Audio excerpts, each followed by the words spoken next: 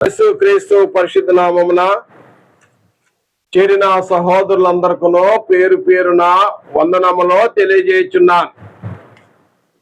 దేవుని కృపలో మనమందరము నూతన సంవత్సరములో 3వ పునరుద్ధానము రోజున సవళ్ళ గ్రామము ఎడ్లపాడు మండలంలో ఆంధ్రప్రదేశ్ ప్రాంతంలో దేవుడు వాక్య పరిచర్య చేయడానికి ఇచ్చిన అవకాశాన్ని బట్టి దేవుని నామకు మహిమ కలుగును గాక. ప్రియమైన సహోదరులారా, ఇందాక సహోదరుడు వాక్య భాగము చదివి వినిపించి ఉన్నాడు. మరొకసారి గమనించేదము. కొరింథీయులకు రాసిన 2వ పత్రిక 5వ అధ్యాయము 17వ వచనము సహోదరుడు చదివి వినిపించాడు. మరలా చదువుతున్నాను, దయచేసి గమనించండి. కాగా ఎవడైనను క్రీస్తునందున్న యెడల వాడు నూతన సృష్టి, పాతివి గతించెను, ఇదిగో క్రొత్తవాయెను. ఈ నూతన సంవత్సరంలో మనమన్నా నూతన సంవత్సరంలో 3వ పునరుద్ధానం రోజున 18వ తేదీన ఈ పరిశుద్ధ దినాన ఆదివారం నాడు మనం సంఘముగా కూడుకొని పాటలు, వాక్యము, ప్రార్థన, దేవుణ్ణి ఆరాధించుటకు కూడి ఉన్నాం. ఇప్పుడు వాక్య పరిచర్య జరుగుతున్నది. ఈ పరిచర్యలో ఈ వాక్య భాగం ఈరోజు క్రీస్తు నందు 7 గొప్ప శక్తివంతమైన సత్యములు ఉన్నవి. 7 గొప్ప శక్తివంతమైన సత్యములు, 7 ట్రూత్స్, 7 సత్యాలు ఈరోజు వాక్య భాగములో. ఆ 7 సత్యాలు ఏంటో అది క్రీస్తు నందు ఉన్నాయని ఈ నూతన సంవత్సరములో ఈ వాక్య భాగములో ఈ సందేశములో మనము విందాం. ఏంటి ఆ 7?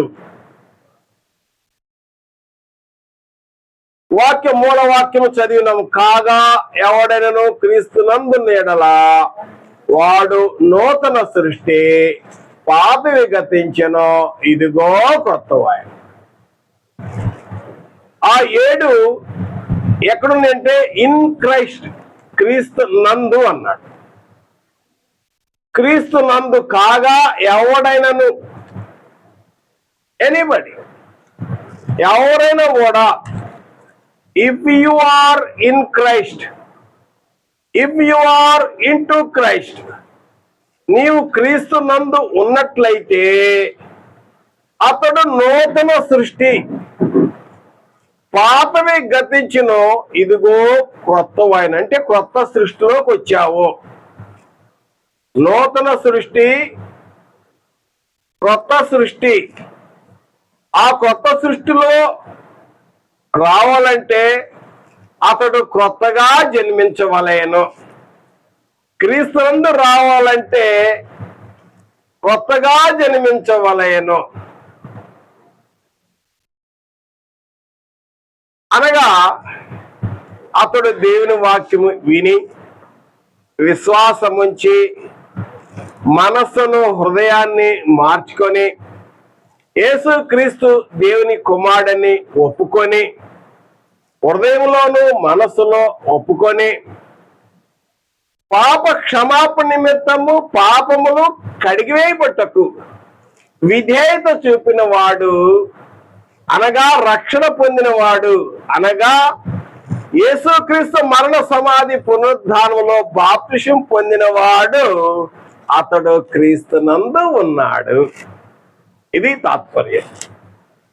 కాగా ఎవడైనను క్రీస్తు యందు యెడల వాడు నూతన సృష్టి, నూతన జన్మ, క్రొత్త జన్మ. క్రొత్తగా జన్మించిన శిశువు వలె ఎదుగుతాడు.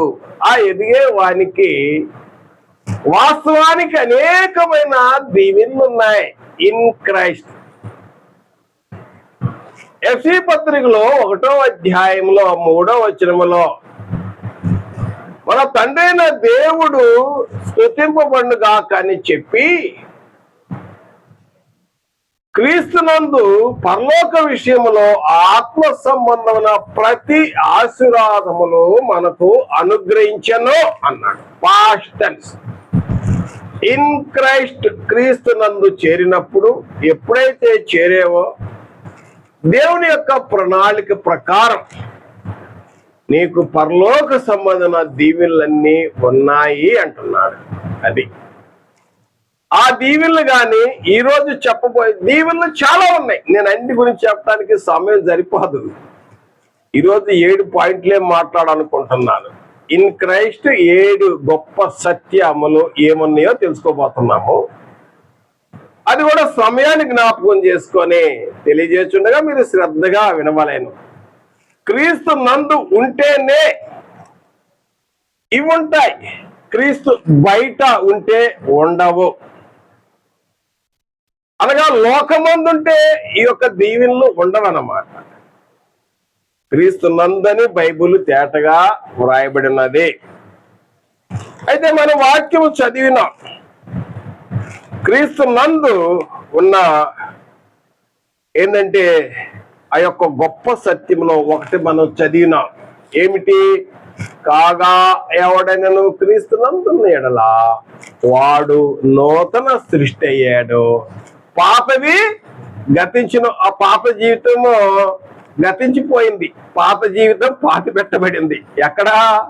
యేసుక్రీస్తు మరణ సమాధి పునరుద్ధానంలో రోమాపత్రిక 6వ అధ్యాయం 3 నుండి 6 వచనాలలో ప్రాచీన స్వభావం పాతి పెట్టబడి నూతన స్వభావముతో కొత్తగా జన్మించిన శిష్యు వలె ఎదుగుతున్నాడు. కాబట్టి ప్రాచీన స్వభావం పాప విషయంలో చచ్చిపోయాడు. కది క్రీస్తునందు ఉన్నవాడు పాప విషయంలో చచ్చిపోవాలి.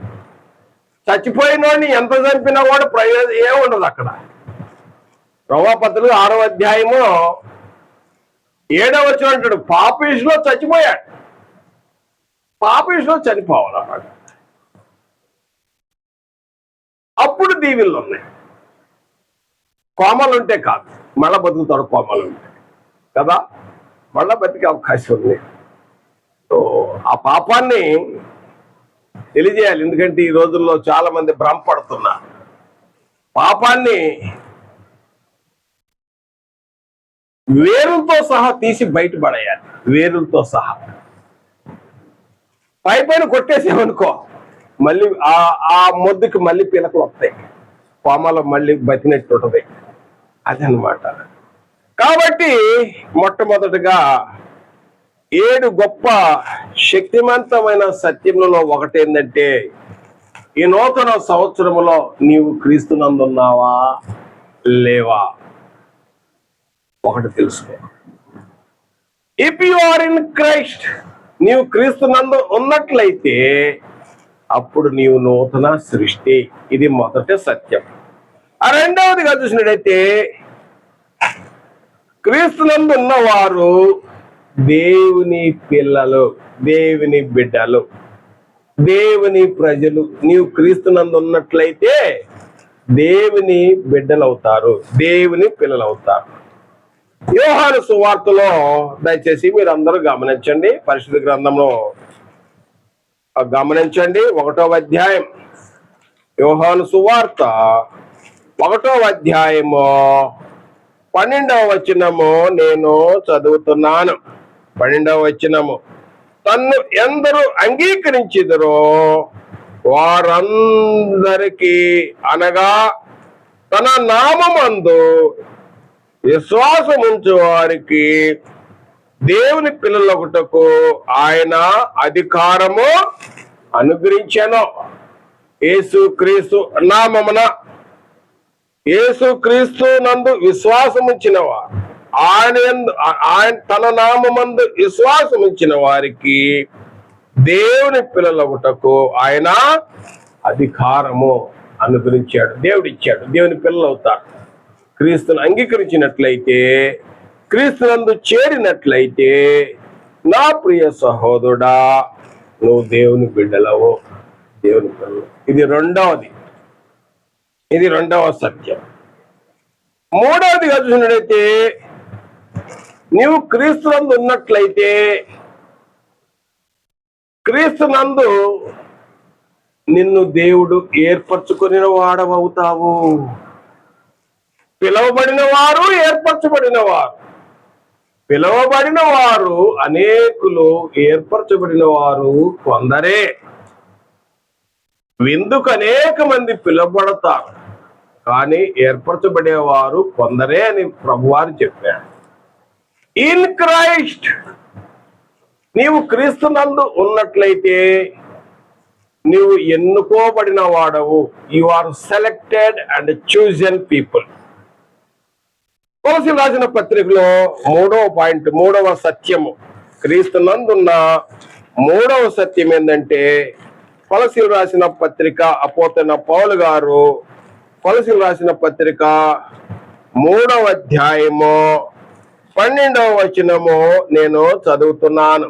12వ వచనము, కాగా దేవుని చేత ఏర్పరచబడిన వారును పరిశుద్ధులను ప్రియులైన వారికి తగినట్లు మీరు జాలి మనస్సును, దయాళత్వమును, వినయమును, సాత్వికమును, దీర్ఘశాంతమును ధరించుకొనిడే. క్రీస్తునందున్నవారు వారు ఏమని పిలువబడ్డారు? దేవుని చేత ఏర్పరచబడిన వారు. మొదటి భాగము, వారు పరిశుద్ధులయ్యారు.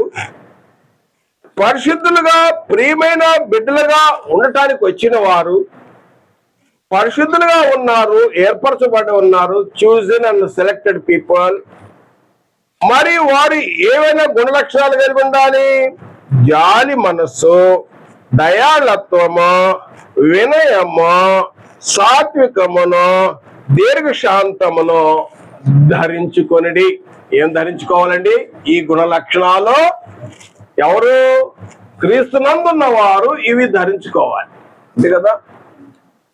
క్రీస్తు యేసులోనికి బాప్తిసం పొందిన మీరందరూ క్రీస్తును ధరించుకున్నారని మీరు ఎరగరా?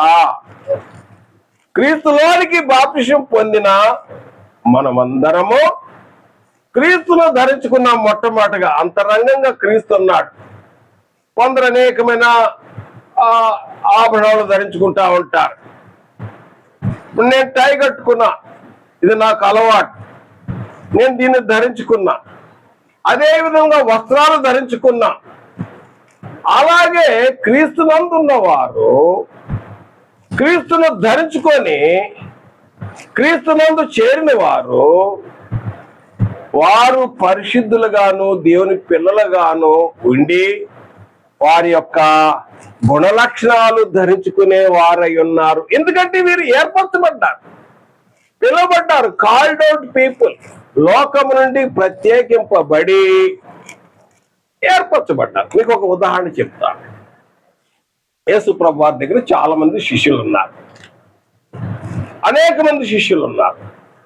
70 మంది, ఇంకా పైగా అనేక మంది శిష్యులు ఉన్నారు.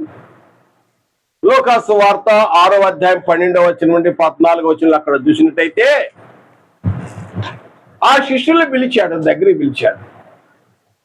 అయితే రాత్రంతా ప్రార్థన చేశాడు, ఆల్ నైట్ ప్రేయర్ చేశాడు. చేసి తెల్లవారుగానే శిష్యుల్ని పిలిచాడు. అందులో నుండి పిలిచి అందులో ఎంతమందిని ఏర్పరచుకున్నాడండి? 12 మందిని ఏర్పరచుకున్నాడు. పిలువబడిన వారు, ఏర్పరచబడిన వారు. పిలువబడిన వారు, ఏర్పరచబడిన వారు. గిద్యోను దగ్గర కూడా అనేక మంది సైనికులు ఉన్నారు, కానీ ఎంతమందితో ఏర్పరచుకొని యుద్ధం చేశాడు? 300 పీపుల్ సరిపోతారు. పిలువబడిన వారు, ఏర్పరచబడిన వారు. అది ఒక సబ్జెక్ట్ అనుకోండి. ఇన్ క్రైస్ట్, క్రీస్తునందు ఉన్నవారు, నా ప్రియ సహోదరులారా, వారు ఎన్నుకోబడిన వారు, పిలువబడి ఎన్నదగిన వారు. తర్వాత 4వదిగా చూసినట్టయితే, క్రీస్తునందున్నవారు వారు దేవుని చేత ప్రేమింపబడిన వారు. దేవుని ప్రేమలో ఉన్నవారు. నాలుగోదిగా దేవుని ప్రేమలో, అది క్రీస్తు నందు ఉన్నట్లయితేనే అంటున్నాడు. In Christ. చదువుదాం, లేఖన భాగం చదువుదాం. నా అభిప్రాయాలు, నా సొంత మాటలు కాదు, పరిశుద్ధ గ్రంథము ఏం బోధిస్తుందో ఆ విషయాన్ని మనం తెలుసుకుందాం. బైబిల్ చెప్తున్న మాట సత్యము. రోమాపత్రిక 8వ అధ్యాయము 38, 39 వచనాలు చదువుతున్నాను.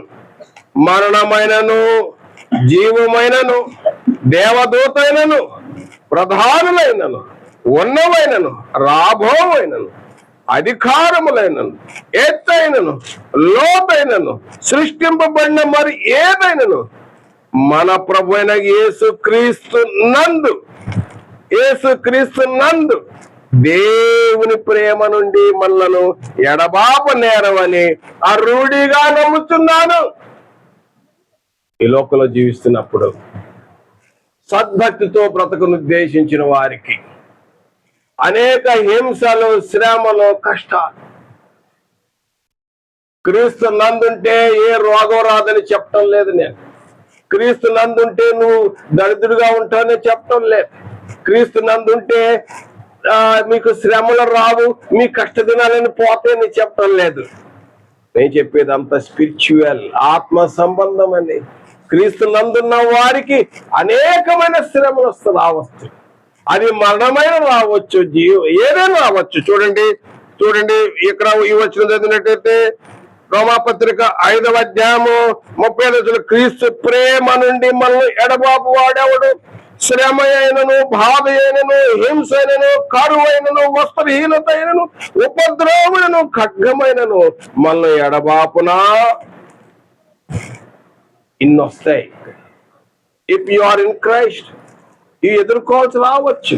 ఒకప్పుడు మా జీవితంలో ఎదుర్కొన్నాం. మాకు వస్త్రహీనత ఉంది ఆ రోజుల్లో. మా మిస్సెస్ గారి చీర కింద పరుచుకున్నాం, కింద మ్యాట్ లాగా పరుచుకున్నాం, డోర్ కట్టలు లుంగిలా కట్టుకున్నాం ఆ రోజులు. ఈ రోజులో సమృద్ధిగా ఇచ్చాడు దేవుడు. దేవునికి అసాధ్యమైనది ఏది లేదు. ఇవ్వడని కాదు, భౌతికంగా ఇస్తాడు. కానీ శ్రమ అయినను, హింస అయినను, కరువైనను, రోగమైనను, ఖడ్గమైనను ఇవన్నీ వచ్చే అవకాశం ఉంది. ఆయనను ఎన్నొచ్చినా కూడా క్రీస్తు ప్రేమ నుండి ఇవి ఏవైనాను దూరము చేయలేవు. ఏవి దూరము చేయలేవు. ఎందుకంటే దేవుని యొక్క ప్రణాళికల్లో ఎన్నొచ్చినా మనం జయించుకుంటా వెళతాం. ఇందును గూర్చి వ్రాయబడినది ఏమనగా, నిన్ను బట్టి దీనిమెల్లా మేము వధింపబడిన వారమైన, వదకు సిద్ధమైన గొర్రెల వలె మేము వధింపబడిన వారము. ఆయనను మనలను ప్రేమించిన వాని ద్వారా మనము వీటన్నిటిలో అత్యధిక విజయము, జయోత్సవము కలుగుతున్నది. If you are in Christ. యథార్థం చెబుతున్నాను దేవుడిట, వీటన్నిటిని మేము జయించుకుంటూ వచ్చేవాడి. ఎన్ని శ్రమలు మా సంగతి తెలిసినవాడు తెలుసు. మా కుటుంబం ఎన్ని శ్రమల్లో ఉన్నాము. 25 years 30 years నుండి మాతో సహవాసం చేసిన వాళ్ళు మమ్మల్ని చూసినాడు చెప్తారు. ఎన్నో శ్రమ. కానీ క్రీస్తు నందు నిలకడగా ఉండాలి. క్రీస్తు నందే ఉండాలి. నిలిచి ఉంటేనే ఫలిస్తావు. క్రీస్తు నందు లేక బయట ఉంటే ఎండిపోతావు నా ప్రియ సహోదరుడు. ఎందుకంటే క్రీస్తు నందున్న గొప్ప సత్యములలో దేవుని యొక్క ప్రేమ, ఆ ప్రేమ ఏంటంటే, ఆ ప్రేమలో ఉన్నవారు ఎన్ని శ్రమలు వచ్చినాను, హింసలు వచ్చినాను, కరువు వచ్చినాను, రోగం వచ్చినాను, వాటన్నిటిలో నుండి దేవుడు విడుదల చేస్తాడు. శ్రమల నుండి విడుదల చేస్తాడు. శ్రమలు అనేది, ఈ రోగము నయం అనేది, it is not a running race, this is journey. ఈ ఆత్మీయ దినదినము నూతన పరచబడుతూ ఉంటాం మన జీవితంలో. అప్పుడప్పుడు ఇమీడియట్ గా ఏదో ప్రార్థన చేయగల, ఏదో మంత్రంలాగా ఈ గబాలు లేచి నిలబడేది కాదు. నిజంగా స్పిరిచువల్ లైఫ్ లో విలాప వాక్యాలు 3వ అధ్యాయము 28 కావచ్చు, దినదినము అంటే ఈ యొక్క కష్టాలైనా కూడా, ఆ రోగాలైనా కూడా నిదానంగా స్లోగా ఒక జర్నీ లాగా, ఒక ప్రయాణం లాగా నయమవుతాయి, సమస్యలు తీరుతాయి. యథార్థం చెప్తున్నాను. ఎందుకు చెప్తున్నాను? I faced the problem. నేను ఎదుర్కొన్నాను కాబట్టి, నేను రుచి చూచి ఎరిగి తిని కాబట్టి తెలియజేస్తున్నాను. క్రీస్తు నందు ప్రేమ, అది ఆ దేవుని ప్రేమ దగ్గరికి వెళ్ళాలంటే అది క్రీస్తు ద్వారానే. తర్వాత చూడైతే క్రీస్తు నందు ఉన్న 7 గొప్ప సత్యాల్లో 5వ విషయాన్ని నేను జ్ఞాపకం చేస్తున్నాను. ఏంటంటే, నీవు క్రీస్తు నందు ఉండటానికి దేవుడు నీ గురించి తల్లి గర్భంలో ఉన్నప్పుడే ఆలోచన చేశాడు. ఆయన చేసే పనిముట్టుగా నిన్ను ఎంచుకున్నాడు. ఇది గొప్ప సత్యం. నేను ఏర్పరచుకున్న సాధన అంటాడు ఒక సందర్భంలో, అననీతో అంటాడు. అయితే ఇప్పుడు 7వ సత్యం ఏంటంటే, ఎఫ్సి పత్రిక దయచేసి చూడండి. మీరు కూడా పరిశుద్ధ గ్రంథాన్ని గమనించండి. మీరు కూడా చదువుతున్నప్పుడు మీకు బాగా అర్థమవుతుంది. 2వ అధ్యాయము, ఎఫ్సి పత్రిక 2వ అధ్యాయము 10వ వచనములో మనము వాటి యందు మనము నడుచుకున్నాను, దేవుని ముందుగా సిద్ధపరిచిన సత్క్రియలను చేయుటకై మనము క్రీస్తు యేసునందు సృష్టింపబడిన వారమై ఆయన చేసిన పని. ప్రియమైన సహోదరుడా, ఈరోజు నువ్వు క్రీస్తు నందు ఉన్నావా? ఈరోజు క్రీస్తు నందు ఉన్నావు, నువ్వు క్రైస్తవుడిగా ఉన్నావా? నువ్వెంతో ధన్యుడివి. ఓ క్రైస్తవ సమాజమా, శ్రేష్టమైన జీవితంలోకి వచ్చి ఉన్నావు. దేవుడు చేసిన పనిలో ఉన్నావు. ఆయన చేసిన పని ఏంటా పని? సత్క్రియలు చేయటానికి. ఇదిగో ఈయనైతే ఆ పని చేయగలడు, నేను ఎరిగి ఉన్నాను.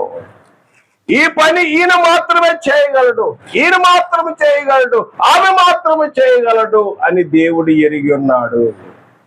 ఆయన చేసిన పని. 5వ సత్యము ఏంటంటే, క్రీస్తు నందు ఉన్నవారు వర్క్ మ్యాన్ ఆఫ్ గాడ్, దేవుని పని చేయటానికి ఉన్నాడు అని నేను ఎరిగి, ఆయన చేసే పని ఉన్నామంటున్నాడు. ఎఫ్సి పత్రిక 2వ అధ్యాయము 10వ వచనములో. తీతు రాసిన పత్రికలో పౌలు గారు, తీతు దేవుడు మనల్ని ఎందుకు ఏర్పరచుకున్నావు తెలుసా నీకు అని చెబుతూ అంటాడు. 2వ అధ్యాయము 14వ వచనంలో అంటున్నాడు, ఆయన సమస్తమైన దుర్నీతి నుండి మనల్ని విమోచించి సత్క్రియలందు ఆసక్తి గల ప్రజల కోసం, తన కోసం పవిత్రపరుచుకొని తన సొత్తుగా చేసుకుంటకు తన్ను తానే మన కొరకు అర్పించుకొనెను. దేవునికి తెలుసు ఈయన సత్క్రియలు అందు చేయగలడు, మంచి పనులు చేస్తాడు. ఈయన గనక నేను ఏర్పరచుకుంటే నా పని చేస్తాడు, నా అంబుల పదిలో ఒక పదునైన బాణంగా ఉంటాడు అని దేవుడు ఆలోచన చేస్తున్నాడు. పౌలు గారు తీతు కదే చెప్తాడు, ఓ తీతు, ఎందుకు సమస్తమైన దుర్నీతి నుండి మనల్ని విమోచించాడు. నువ్వు క్రీస్తుని ఎరగనప్పుడు దుర్నీతిలో నడుచుకున్నావు కదా, పాపిగా జీవించావు కదా, నిన్ను అక్కడ నుంచి విమోచించాడు. ఎందుకంటే సత్క్రియలందు ఆసక్తి గల, నువ్వు సత్క్రియలు చేయటానికి ఆసక్తి ఉంది. నీ ఆసక్తి తగ్గే ఆసక్తి కాదు. కొందరు ఆసక్తి చల్లారిపోతూ ఉంటుంది, ఆ మొదటి ప్రేమ చల్లారిపోతూ ఉంటుంది, మొదటి ఆసక్తి తగ్గిపోతూ ఉంటుంది, మొదటి క్రియలు తగ్గిపోతూ ఉంటాయి. నువ్వైతే మరణం వరకు నమ్మకంగా పనిచేస్తావు. అందుకోసం దేవుడు ఏర్పరచుకున్నాడు. యేసుప్రభువు చెప్పాడు, యోహాను సువార్త 9వ అధ్యాయం 4వ వచనంలో, పగలున్నంత వరకే మనం పని చేయగలుగుతాం, రాత్రి అయిపోయింది పని చేయలేం. అవునా కాదా? మనం బ్రతికున్నప్పుడే ఏదైనా చేయగలుగుతాం, చీకటైతే ఏం చేయలేం. మనం జీవించినప్పుడే ఏదైనా చేయగలుగుతాం. 5వ సత్యం, క్రీస్తు నందున్న వారు ఎవరండి? వాళ్ళు మంచి పనులు చేసేవాళ్ళు కానీ చెడ్డ పనులు చేసేవాళ్ళు కాదు. మేలు చేసేవారు దేవుని సంబంధి, కీడు చేసేవారు దేవుని సంబంధి కాడు. నా ప్రియ సహోదరుడా, మరి పౌలు గారి విషయంలో ఇది కూడా చెప్పాలి. అతడు సంఘాన్ని హింసించిన వ్యక్తి. అంతకుముందు స్త్రీలు, పురుషులు, సంఘం అంటే ఎవరండి? రక్షింపబడిన వారు, క్రీస్తు రక్తంలో క్రీస్తునందు చేర్చబడిన వారు, పరిశుద్ధులు, క్రీస్తు యొక్క శిష్యులు. వాళ్ళు ఒక మంచి మార్గంలో, యేసు యొక్క మార్గంలో నడిచే వాళ్ళని సౌలుగా ఉన్నప్పుడు ఆయన ఏం చేస్తాడంటే సంఘాన్ని బాధ పెడుతున్నాడు. అవసరమైతే చంపాలని కూడా అధికారం తీసుకుని వచ్చాడు కదా. అధికారం తీసుకొచ్చినప్పుడు అతనికి దమస్క మార్గంలో దర్శనం కలిగింది. అతడు కళ్ళేం కనపట్టలేదు. 3 రోజులు అన్నపానాలు లేకుండా మోకరించి ప్రార్థన చేస్తున్నాడు. అప్పుడు ప్రభు ఇద్దరితో మాట్లాడాడు. సౌలా, ఇదిగో అక్కడ దమస్కులో అననీయ అనే ఒక ఆయన ఉన్నాడు, భక్తుడు, నా భక్తుడు, అక్కడికి వెళ్ళన్నాడు. అననీయతో చెప్పాడు, అననీయ, ఇదిగో తార్సువాడైన సౌలు ఉన్నాడు, అతని గురించి ఆలోచించు అన్నాడు. అంటే అక్కడ ఏమన్నాడు? తార్సువాడైన అననీయ, వద్దు ప్రభు, మంచోడు కాదు, ఇతడు మంచోడు కాదు, సంఘంలో ఉన్న స్త్రీలను, పురుషులను హింసిస్తున్నాడు, బాధ పెడుతున్నాడు, ఇతడు మంచోడు కాదు. అప్పుడు అననీయతో ఏమంటున్నాడు? అపోస్తల కార్యములు 9వ అధ్యాయం 14 నుండి 15వ వచనంలో, అననీయ, ఇతడు ఎలాంటి వాడంటే అన్ని జనుల ఎదుటను, రాజుల ఎదుటను, ఇజ్రాయెల్ ఎదుటను నా నామం నిమిత్తము, సువార్త నిమిత్తము ఎన్ని శ్రమలు అనుభవించవలసిందో నేను ఎరుగుదును. నేను ఏర్పరచుకున్న సాధనము నా పనిముట్టు. ఆయన పనిముట్టు. ఆయన పని చేసేవాళ్ళు దేవుని తెలుసండి. ఎవరు పని చేస్తారో ఎవరు పని చేయరో అని తెలుసు. ఎందుకంటే సౌలులో 3 గుణలక్షణాలు ఉన్నాయి అక్కడ. ఇజ్రాయెల్ ప్రజల ఎదుట, అన్ని జనుల ఎదుటను, రాజుల ఎదుటను ధైర్యంగా వాక్యం చెప్పగలడు. ఒకటి ధైర్యం ఉంది సౌలుకి. ఆ రెండవదిగా చూసినట్టయితే ఆయనకి ప్రేమ ఉన్నది. సౌలుకి ప్రేమ ఉన్నది. అన్ని జనులన్నా ప్రేమ ఉంది, ఇజ్రాయెల్ ప్రజలన్నా ప్రేమ ఉంది, రాజుల దగ్గర ఉంది. ఎంతో వినయముగా ప్రేమతో సువార్త ప్రకటించాడు. ఒకటి ప్రేమ, రెండవది ధైర్యము, మూడవది సౌలు తడువు చేయటం ఎందుకు, లేచి ప్రభునాన్ని బట్టి ప్రార్థన చేసి బాప్తిసం పొందు, నీ పాపాలు కడిగేసుకో, అప్పుడు క్రీస్తునందు చేరతావు అని చెప్పినప్పుడు వెంటనే అపోస్తల కార్యములు 22వ అధ్యాయం 16వ వచనములో ఆయన విధేయత చూపించాడు. ఇప్పుడు సౌలు ఎన్ని లక్షణాలు ఉన్నాయండి? సత్క్రియలు చేసే వాళ్ళకి 3 లక్షణాలు ఉంటాయి, గుర్తుపెట్టుకోండి. సత్క్రియలు చేసే వాళ్ళకి ఒకటి ప్రేమ, ప్రేమ ఉన్నప్పుడే చేయగలుగుతారు. రెండవది ధైర్యం, మూడవది విధేయత. సౌల్లో చూస్తాం. ఒకవేళ నువ్వు క్రీస్తు యొక్క పనిముట్టుగా వాడబడాలి అనుకుంటున్నావా, నీకు ప్రేమ ఉండాలి, రెండవది ధైర్యం ఉండాలి, మూడవది విధేయత. ఒబీడియన్స్ లేకుండా ఏమి చేయలేవు. డిసిప్లిన్ లేదనుకో, నీ యొక్క ఎన్ని వేస్ట్ అన్నమాట. ఆ ప్రేమ, అయ్యా నేను దేవుని ప్రేమిస్తున్నాను, దేవుడు అంటే నాకు ఇష్టం, 24 గంటలు మోకరిస్తూ, నీ సహోదరుని ప్రేమించకపోతే నీకేం చేసుకోను? క్రీస్తునందు ఉన్నాను నీ సహోదరు, ఆ ప్రేమే లేదు, దేవుని ప్రేమిస్తున్నావు అంటున్నావు. ఆ ప్రేమే అది క్రీస్తుని ఎంతో ప్రేమిస్తున్నావు, దేవుని ప్రేమిస్తున్నావు అంటున్నావు. ముందు నీ సహోదరుని ప్రేమించు. పెద్దవాడు చూసి చిన్నవాడు అసహ్యపడతాడు, చిన్నవాడు చూసి పెద్దవాడు అసహ్యపడతాడు. ఒకడు కొత్తగా వస్తుంటే రెండోడు ఓర్చుకోలేడు. సౌలు వస్తుంటే ఇక్కడ అనని అవుతా అంటున్నాడు, వద్దు ప్రభు మంచోడు కాదు, ఎక్కడ పోయిద్దో నా అధికారం, నా సీటు పోయిద్దో, ఇది ఒక భయం వారికి. దేవుడేని ఏర్పరచుకుంటున్నాడు, ఎన్నిక లేని వాడిని, తృణీకిన వాడిని, ఆ గుర్తింపు లేని వాడిని ఎన్నుకుంటున్నాడు. సమస్త దుర్నీతి నుండి విమోచించి ఆయన చేసే పని. If you are in Christ. ఆరవదిగా, నువ్వు క్రీస్తునందున్నట్లయితే నువ్వు స్వతంత్రుడివి. నువ్వు స్వతంత్రుడివి, ఒకళ్ళకి భయపడే అవసరం లేదు. గల్తీ పత్రికలు అంటే భయపడటం అంటే గవర్నమెంట్ ను వ్యతిరేకించుకొని కాదు నేను చెప్పేది, చట్టాన్ని వ్యతిరేకించి చెప్పింది కాదు. బైబిల్ తేటగా బోధిస్తుంది.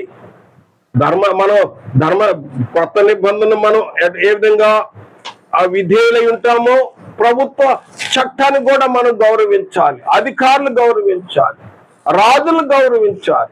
అందరి కొరకు ప్రార్థన చేసేవాడే క్రైస్తవుడు. క్రీస్తు ఉన్నవాడు అందరి కొరకు ప్రార్థన చేస్తాడు. అయితే ఏ విధంగా స్వతంత్రులయ్యారంటే గలతీ పత్రికలో 5వ అధ్యాయంలో నా ప్రియ సహోదరుడా, గలతీ పత్రిక 5వ అధ్యాయము 1వ వచనము చదువుతున్నాను. ఏమిటనగా, మొదట, ఈ స్వాతంత్ర్యము మనకు అనుగ్రహించి క్రీస్తు మనను స్వతంత్రులుగా చేసి ఉన్నాడు కాబట్టి మీరు స్థిరముగా నిలిచి మరలా దాస్యము కాడి క్రింద చిక్కుకొనకుడి అన్నాడు. ఏ దాస్యం అది? ధర్మశాస్త్రం అనే దాస్యం కింద మరలా పోవద్దు. ధర్మశాస్త్రము నుండి విడుదలయ్యారు. ధర్మశాస్త్రం మనకు బాల శిక్షకుడుగా ఉన్నాడు. క్రీస్తు వద్దకు నడిపించటానికి అది ఒక పెడగోగు, అది ఒక ఎలిమెంటరీ స్కూల్ లాంటిది. ఇప్పుడు అసలైన క్రీస్తు వచ్చాడు కాబట్టి క్రీస్తు మనల్ని స్వతంత్రులు చేశాడు కాబట్టి ఇంకా మరలా దాస్యం కింద పోవద్దు. ఎందుకంటే ధర్మశాస్త్రం అనేది ఎక్కడ చూసినట్టయితే చూడండి, ఎందుకంటే ధర్మశాస్త్రానికి ఉన్న సంబంధాన్ని గురించి ఇక్కడ కొన్ని 2 వచనాలు చదువుతాను. రోమాపత్రిక 5వ అధ్యాయం 13వ వచనం చదువుతున్నాను. ఏలనగా మనము ధర్మశాస్త్రము వచ్చినది గనుక పాపము లోకములో ఉండెను గాని ధర్మశాస్త్రం లేనప్పుడు పాపము ఆరోపింపబడదు. ధర్మశాస్త్రం ఉన్నప్పుడే పాపం అంటే ఏంటి తెలిసింది. పాపం అంటే అప్పుడు తెలిసింది ధర్మశాస్త్రం వల్లనే, అంతకుముందు పాపం అంటే తెలియదు. తర్వాత నడితే ఇక్కడ ఇంకొక సత్యాన్ని నేను వివరిస్తాను. కొరింథీయులకు రాసిన మొదటి పత్రిక 15వ అధ్యాయము 50వ వచనములో మరణపు ముళ్ళు పాపమునకున్న బలం ఏంటి? ధర్మశాస్త్రమే. కాబట్టి దాని నుండి, పాపము నుండి, ధర్మశాస్త్రము నుండి క్రీస్తు మనకు స్వాతంత్రులు చేశాడు. If you are in Christ, క్రీస్తు నందున్న వారు ఎవరంటే స్వతంత్రులు. ఇంకా మళ్ళా మూల పాఠాల వైపు ఎరిగే అవసరం లేదు. ధర్మశాస్త్రం వలన నీతిమంతులు చూడగోరు వారు దేవుని కృపలో క్రీస్తు నుండి తొలగిపోయారు. దేవుని కృప నుండే తొలగిపోయినట్టుగా గలతీ పత్రిక 5:4లో కూడా మనము చూస్తాము. నా ప్రియ సహోదరుడా, గమనించినట్లయితే మనం గమనించాలి.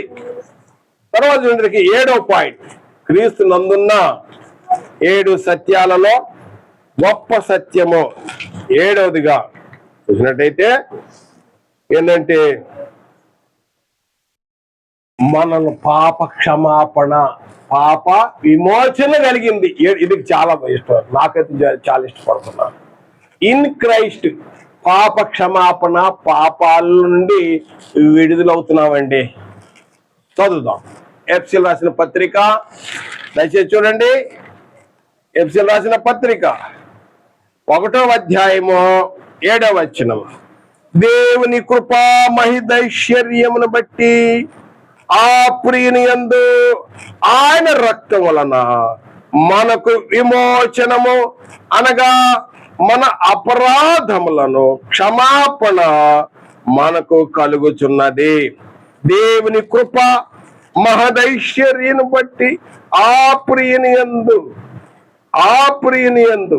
ఆయన క్రీస్తు రక్తం వల్ల మనకు విమోచన, మన పాపములకు అపరాధములకు ఏం జరిగిందండి? క్షమాపణ. క్రీస్తు నందుంటేనే పాపాలు కడిగివేయబడతాయి. క్రీస్తు రక్తమే. రోమాపత్రిక 3వ అధ్యాయము 24, 25, 26 వచనంలో క్రీస్తు రక్తం వలన నీతిమంతులుగా తీర్చబడుతున్నారు. మన పాపాలు కడిగివేయబడుతున్నాయి. అది క్రీస్తు నందే. If you are in Christ. పాపాలు మన జీవితంలో చేసిన పాపాలు ఒకసారి ఆలోచన చేయండి. నేనైతే ఆలోచన చేస్తాను. నా బాల్య దశ నుండి నాకు గుర్తు వస్తాయి నేను ఏం చేశాను. బాల్యంలో, యవ్వనములో, నడి వయసులో నా జీవితంలో ఎన్ని రకరకాల పాపం అంటే ఒకటే కాదు, డిఫరెంట్ ఉన్నాయి. సహోదరుడికి మేలు చేయకపోతే పాపమే, ఆజ్ఞ అతిక్రమే పాపమే కదా. ఇంకేంటి, విశ్వాసం మూలం అసలు దేవుని దగ్గర రాకపోవటమే పాపం కదండి. ఇంకేంటి చెప్పండి, మేలైంది చేయనరిగి చేయకపోవటమే పాపం. పౌలు గారు అనే చెడ్డోడా? పూర్వము దోషకుడు, హింసకుడు, హానికడును తెలియక చేసి తిని అంటాడు. ఆయన చెడ్డోడు కాదు అమ్మా. పౌలు గారు చెడ్డోడా? మంచి గమనీయులు పాదాల దగ్గర నేర్చుకున్నాడు, చాలా నిష్ఠగా ఉన్నాడు. ధర్మశాస్త్రానికి విరుద్ధంగా నడుచుకుంటే ఆ నడుచుకున్న వారికి ఏదైనా శిక్ష చేయాలంటే మొట్టమొదటి చెయ్యి నాదే అనేవాడు ఆయన. ధర్మశాస్త్రం ప్రకారం ద్వితీయోపదేశకాండంలో రాయబడింది ఆ సత్యం. అందుకోసం ఏదో కొత్త నాయకత్వం వచ్చింది అనుకున్నాడు, ఏదో క్రీస్తు శాస్త్రం అంటున్నాడు, అందుకోసం వెళ్ళాడే కానీ చెడ్డోడు కాదు పౌలు గారు. కానీ ఇక్కడ ఏంటంటే పూర్వము దోషకుడును, హింసకుడును, హానికడును తెలియక అవిశ్వాసం వల్ల చేసి తిని, కానీ దేవుడు కరుణించాడు అంటాడు. తెలియక జరిగిపోయింది. అదేవిధంగా మన జీవితాల్లో కూడా బాల్యం కానీ, యవన ప్రాయంలో కానీ, జీవితంలో కానీ ఏదైనా జరిగి ఉంటే వాటిని తెలియక క్రీస్తు నందు లేనప్పుడు, అంటే లోకమందు ఉన్నప్పుడు, లోకంలో ఉన్నావు కాబట్టి, ఆ సహవాసంలో ఉన్నావు కాబట్టి, అలాంటి స్థితిలో ఉన్నప్పుడు అలాంటి పాపాలు క్రీస్తునందు చేరినప్పుడు యేసు రక్తం ప్రతి పాపములు కడిగి పవిత్రులు చేస్తుందండి. ఇది అర్థం. క్రీస్తు నందుంటేనే, అంతేగాని పాపాలపో దేమాపో అని చెప్తారు కదా. అట్లా పాపాలు చేసిన పాపాలు ఊరికే పోతాయన్నా, దానికి ఎవరొకరు అనుభవించాలి కదా. మనం పొందవలసిన శిక్ష, మనం చేసిన అపరాధాలు, మన పాపాల నిమిత్తం మనం అనిపిస్తే దివారాత్రులు, యుగాలు, తరతరాలు ఆ యొక్క నిత్య శిక్ష అనుభవించాల్సింది. అది పొందకుండా ఏం చేశాడంటే, తండ్రి అని దేవుడు యేసుపాదం, ఇగో పీటరు మీరు పక్కకు రండి, ఇగో నా కుమారుని సిలువకు అప్పగిస్తున్నాను. ఈయన 6 గంటల శిక్ష సరిపోయింది సిలువ మీద. ఆ రక్తం ద్వారా, క్రీస్తు రక్తం ద్వారా పాప విమోచన, పాప క్షమాపణ కలుగుతుంది. అందుకే ఇందులో దేవుని ప్రేమ ఉన్నది. యోహాను రాసిన మొదటి పత్రికలో దయచేసి గమనించండి. నేను చదివి ముగింపులోకి వచ్చున్నాను. క్రీస్తునందున్న గొప్ప సత్యములు 7 తెలియపరిచాను. మీరు మరలా ఈ వాక్యం యూట్యూబ్ ద్వారా వినండి. యోహాను రాసిన మొదటి పత్రిక 4వ అధ్యాయము 10వ వచనం చదువుతున్నాను. మనము దేవుని ప్రేమించితివని కాదు, తానే మనల్ని ప్రేమించి మన పాపులకు ప్రాయశ్చిత్తంగా ఉండుటకు తన కుమారుని పంపెను. ఇందులో దేవుని ప్రేమ. దేవుని ప్రేమలో ఉన్నావా? నువ్వు ధన్యుడు. దేవుని సంకల్పంలో ఉన్నావా? నువ్వు ధన్యుడు. దేవుడు అందరినీ ప్రేమిస్తున్నాడు. దేవుడు అందరికీ దేవుడే. యేసుక్రీస్తు అందరికీ ప్రభువే. దేవునికి పక్షపాతం లేదు. యెహోవా అందరికీ ఉపకారం. అందరిని ప్రేమిస్తున్నాడు. ఈ నూతన సంవత్సరంలో నువ్వు క్రీస్తు నందున్నట్లయితే 7 సత్యాలు ఈరోజు మనం తెలుసుకున్నాం.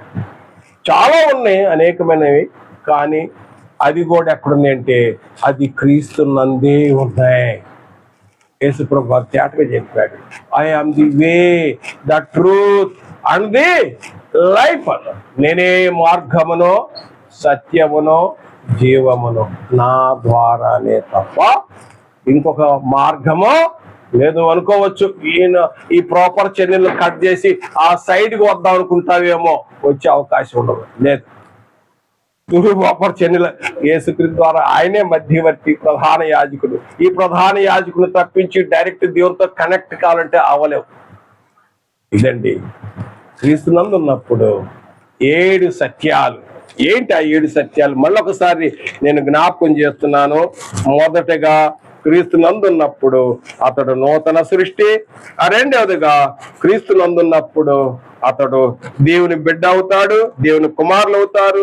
క్రీస్తునందున్నప్పుడు అతడు క్రీస్తునందు ఎన్నిక చేయబడిన వాడవుతాడు. తర్వాత క్రీస్తునందున్నప్పుడు దేవుని చేత ప్రేమింపబడిన వాడై ఉంటాడు, ప్రేమింపబడిన వాడై. ఐదవది క్రీస్తునందున్నప్పుడు క్రీస్తునందు ఉన్న వ్యక్తి దేవుని చేసి సత్క్రియలు చేసే పనివాడై ఉన్నాడు. ఆరవది క్రీస్తునందున్నప్పుడు క్రీస్తు నిన్ను స్వతంత్రుగా చేశాడు, ఇంకా పాపం అనే దాస్యం కింద వెళ్ళకూడదు అంటున్నాడు. తర్వాత క్రీస్తునందున్నవాడు ఏంటంటే మన పాపాలు క్షమింపబడ్డాయి, పాపాలు కడిగివేయబడ్డాయి. ఇక నీ పాపాలకి ఎప్పుడు జ్ఞాపకం చేసుకోను. ఇదిగో తెల్లగా ఎట్టుంది బోర్డు, ఎట్టుంది అయ్యా ఇటు చూడు, ఈ బోర్డు ఎట్టుంది, తెల్లగా ఉంది. తెల్లగా చేసి అన్నారు నీ అపరాధాలు, జీవితంలో చేసిన ప్రతి అపరాధాలు ఉన్నాయి కదా. XYZ ఎన్ని చేసావు, బాలి పాపలు, యవన పాపలు, ఏవో లెక్క పెట్టేసి మూట కడితే పెద్ద మూటలు అయిపోతాయి, పెద్ద బరువు మొయ్యలేని మూట. ఆ మూట మొత్తం యేసు రక్తం ఏం చేస్తుందంటే ప్రతి పాపములను కడిగి ఏం చేస్తుందండి, పవిత్రులుగా చేశారు. ఇప్పుడు ఎట్ట చేసేసింది, తెల్లగా అయిపోయిందా లేదా, తుడిచేయబడ్డాయి. ఇంకెన్నడూ జ్ఞాపకం చేస్తారు. కానీ మనుషులు జ్ఞాపకం చేస్తారు కదా. మరి మనుషులు జ్ఞాపకం, అయ్యా నువ్వు అప్పుడు అలాంటోడు కదా, వాళ్ళు జ్ఞాపకం చేస్తారు. కానీ దేవుడు అంటున్నాడు, నేను నీ అపరాధాలు జ్ఞాపకం కాగా ఎవడైనా క్రీస్తు ఉన్నాడులా వాడు నూతన సృష్టి, పాతవి. ఇప్పుడు నూతన సృష్టిలో నూతనంగా ఎదుగుతాం. మరి ఇందులో ఈ సంవత్సరంలో మరి జనవరి మాసము 18వ తేదీన ఇంకెవరైనా క్రీస్తునందు ఉండకపోతే ఇదిగో ఇప్పుడే మిక్కిలి అనుకోవస్తాను. ఇదిగో ఇదే రక్షణ. అయ్యా నువ్వు క్రీస్తునందు ఉన్నావో నువ్వు బయట ఉన్నావో నాకైతే తెలియదు. నేనేం మాటల ద్వారా చాలా మంది హృదయాలు తాగుతూ ఉంటాయి. ఎందుకంటే వాళ్ళు ఇష్టపడరు. ఎందుకంటే వాళ్ళ యొక్క నేను చెప్పిన కరెక్షన్ సరిదిద్దుకోండి అంటే దాన్ని వదిలేయటానికి ఇష్టపడక నా మీద ఏదో అంటా ఉంటారు. నేను నిజమైనందుకు శత్రుని అయితేనా, నేను శత్రుని బాధ లేదు. ఎవరైనా ఇంకా క్రీస్తునందు లేకపోతే సరిదిద్దుకునే అవకాశం, ఇది మంచి అవకాశం కదండి. ఇది మంచి అవకాశం. రేపటి దినం మంద కాదు, రేపు ఏం సంభవించినా మనకు తెలియదు. చూడే ఈరోజే క్రీస్తునందు చేరాలంటే ఏం చేయాలి చెప్పండి. మరి చెప్పాను, స్టార్టింగ్ లో చెప్పాను. ఏం చేయాలి క్రీస్తునందు ఉండాలంటే? వాక్యం విన్నాం, విశ్వాసం ఉంచాం, తర్వాత మనసును మార్చుకోవాలి, యేసుక్రీస్తు దేవుని కుమారుడని ఒప్పుకోవాలి. పాపాలు కడిగివేయడానికి ఏం చేయాలి? యేసుక్రీస్తు మరణ సమాధి పునరుద్ధానంలో నీటి బాప్తిసం పొందాలి. కొత్తగా జన్మించిన శిశువు వల్లే నీటి నుండి బయటకు వస్తాడు.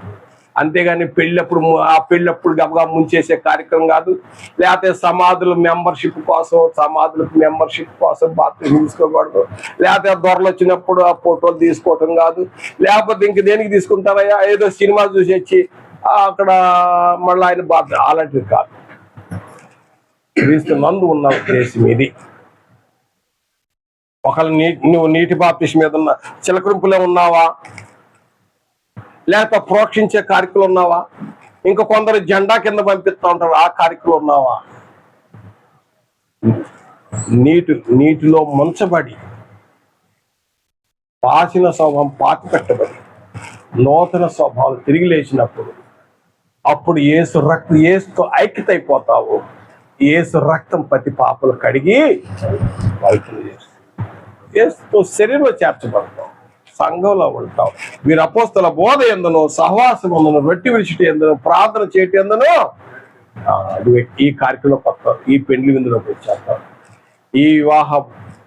ఈ యొక్క విందులో పాల్గొనే వాళ్ళు గొప్ప ధన్యులు. గొర్రె పిల్ల యొక్క వివాహ విందులో పాల్గొనేవారు ధన్యులు. దేవుడి మీదతో ఆశించుగాక.